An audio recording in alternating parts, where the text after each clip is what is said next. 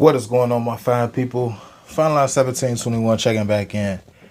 Here to give you guys another dope video. What I'm about to say is pretty much a segue into why I'm updating the review on this shoe, because I put out, you know what I'm saying, some false information, which new information just came to the light. So of course I have to share it, correct it, and let people know what the lick read as far as this release. I'm in the sneaker business. The sneaker community on YouTube, in my opinion, is being policed the wrong way. The one thing that you have to understand about this whole real versus fake thing is, if you're going to call someone item fake, just say it in a factual way.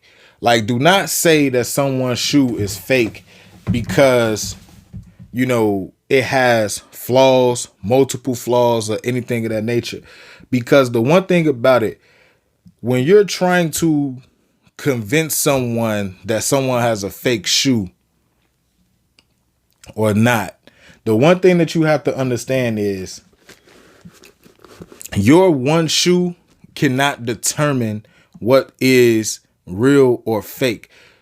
The only way that you can tell me that a shoe is real or fake is the source in which it came from.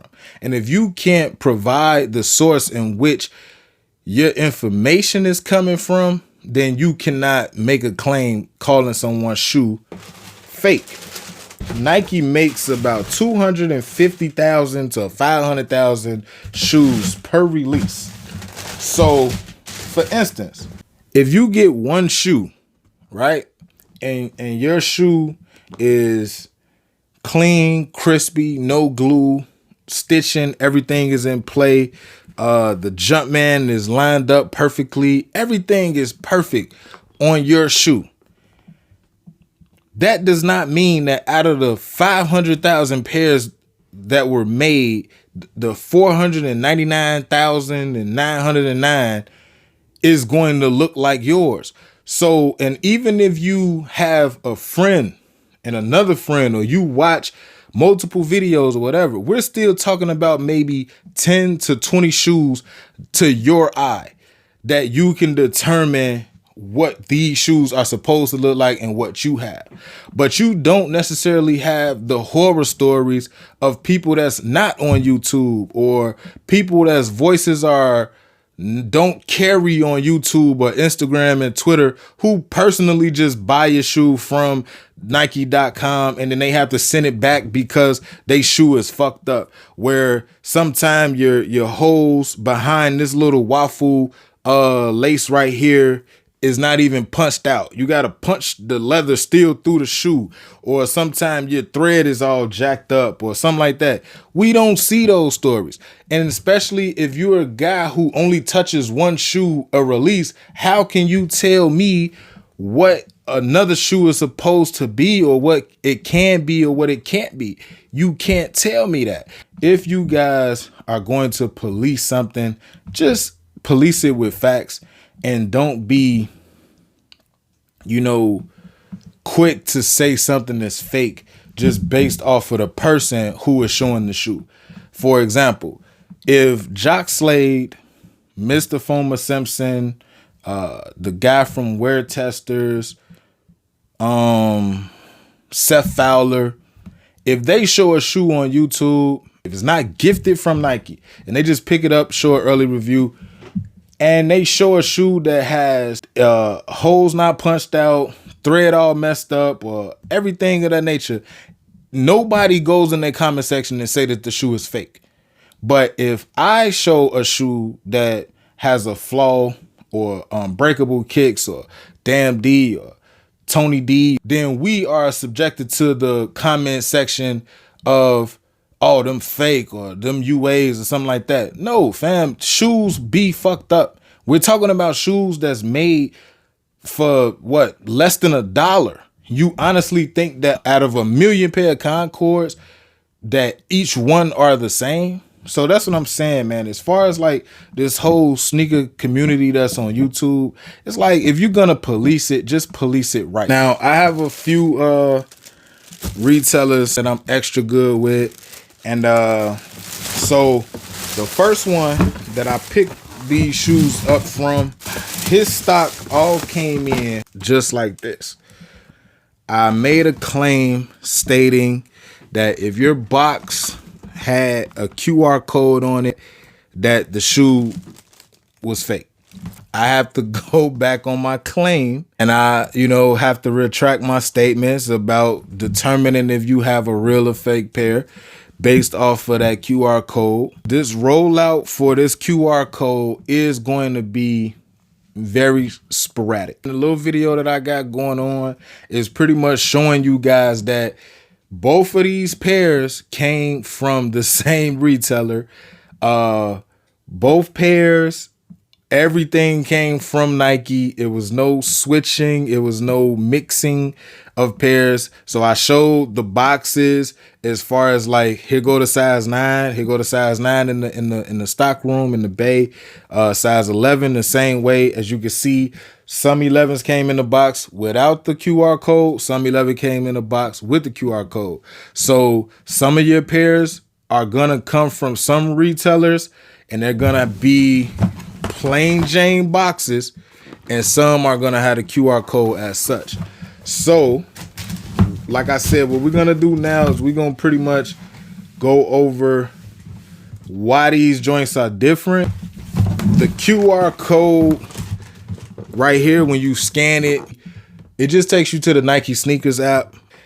You do got your little white and green sticker, the quality control stamp back here on the top of the lid. Then you got a lot number right here on this side of the lid. Same thing. Got quality control. The white and green sticker here, quality control stamp there, and the little lot number back there. Box sizes both seem to be the same. They both come tied and tucked, as you can see, but there is a slight difference as far as this tissue paper. It's a lot thinner on the pair with the RFID chip. It's a lot thinner. It's just one paper wrapped around the one with the RFID chip. As you can see, the pairs that came without the RFID chip, it's like double wrapped. It's two pieces of paper in the ones without the RFID chip.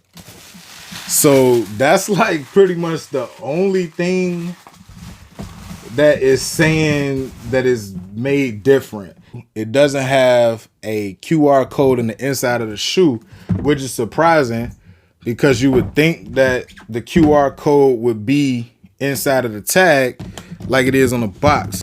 But as of right now, I don't see anything that's different from any regular Jordan. And I'm gonna definitely do some digging and see if anything is different. From the looks of the shoes, both of them look the same as the one without the RFID chip or the QR code on the box. I just wanted to get out in front of this whole RFID chip because I know more pairs will start to surface, more people will start doing reviews, and who knows, you might end up with one showing the RFID chip and it's not a fake pair. It's actually a retail pair.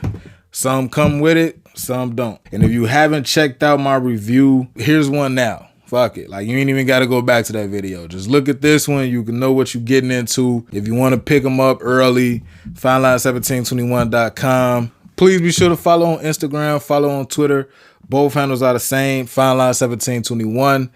And until the next video, you guys already know what to do. Be smooth, enjoy life, bless up.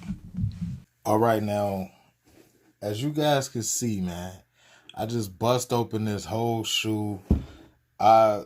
I was trying to go through it. I'm putting my phone all the way up to it. All type of shit, right? So I pull out my Yeezy. This one don't have the RFID chip in it. The 350 Yeezys do.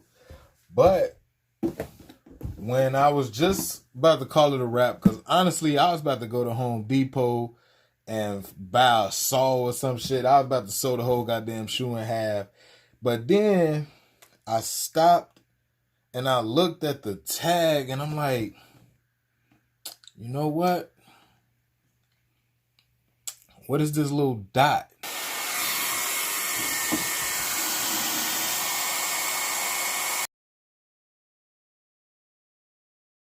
Okay, we got that joint heated up. Let's peel this back. Let's see what we got. And just like that,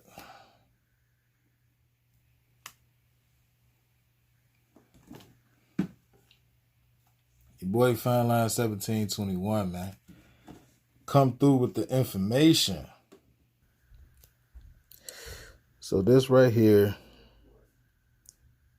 is the RFID chip, man, that sits behind the label. So I didn't have to bust open my shoe just to find it. Taking a closer look at it, it actually sits on another little sticker. See if I can peel this up.